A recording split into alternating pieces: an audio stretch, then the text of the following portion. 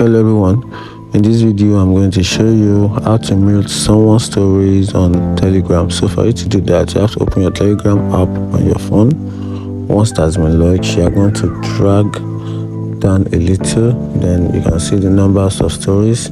So I'm just gonna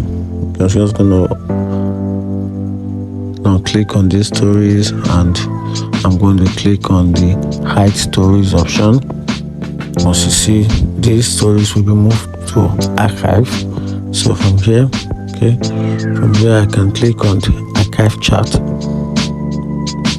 Okay, then once you do that, the list of stories you mute on Facebook will review from here, and this is it. From here you can see this is it, and that is how to mute stories on Telegram. If you find this video helpful, like and follow for more. Thank you.